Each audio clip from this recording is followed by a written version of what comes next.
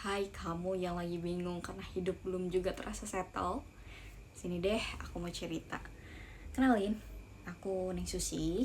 Saat ini aku ngasih challenge sebetulnya ke diri aku untuk bisa mendokumentasikan perjuangan ini. Jujur, life after graduate, meski aku udah lulus, alhamdulillah sih, dengan IPK summa cum laude 3,99, ngasih speech pas wisuda dengan predikat lulusan dengan capaian prestasi terbanyak di angkatanku.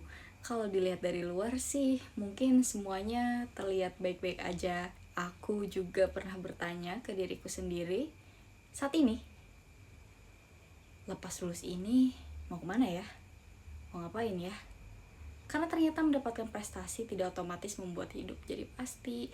Mendapatkan IPK tinggi tidak otomatis membuat kita langsung tahu jalan hidup kita. Dan lulus kuliah tidak otomatis membuat semuanya menjadi mudah. Yang datang justru seringkali ketidakpastian. Nunggu kabar pekerjaan, nunggu hasil beasiswa, nunggu kesempatan, nunggu jalan yang bahkan kita sendiri pun belum tahu bentuknya seperti apa. But I realize it's not only me, but also a lot of people in this era, di usia yang abis lulus, they're trapping in QLC era as well. Kayak pas ketika kita mulai mempertanyakan banyak hal tentang masa depan. Jadi aku ingin mendokumentasikan proses ini bukan saat semuanya sudah berhasil, tapi justru saat aku masih berjuang, saat aku masih mencari, saat aku masih belajar memahami kemana arah hidup ini akan membawaku. Dan semoga melalui video-video yang akan aku bagikan nantinya, dimulai detik ini, kita bisa sama-sama bertumbuh.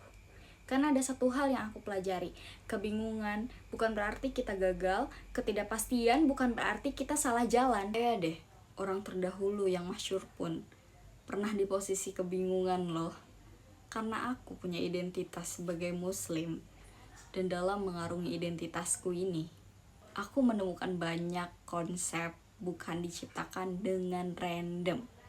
Even my identity took me from insecurity to serenity. Sebagai contoh, pasti teman-teman pernah dengar nama Musa alaihissalam kan? Beliau memang nabi, tapi beliau pernah loh trapped in a life of confusion. Saking bingungnya, sampai doanya pun diviralkan di Quran surah Al-Qasas ayat 24. Robbi ini lima azal ta ilayya min khairin fakir. Ya Rob, ya Tuhanku, aku butuh kamu. I need you. Aku membutuhkan nikmat rezeki apapun yang akan kau berikan padaku. Intinya itu I really need you ya Allah. Nabi Musa ini bilang akan sesenang itu apapun yang akan Allah kasih. Saking sedang fakirnya, sebagai plot twist malah dikasih rezekinya nikah loh setelah doa itu. Jadi kamu di posisi belum kerja atau lagi nunggu kepastian dari hal yang lagi kamu inginkan, entah pekerjaan, beasiswa, studi, atau bahkan menikah, insya Allah aku yakin selalu ada jalan menuju Roma.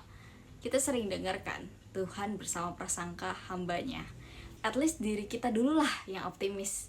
Kalau orang di sekitar kita belum ngasih kepercayaan ke kita, kalau kita ini sebetulnya mampu gitu. Sampai jumpa di sharing selanjutnya.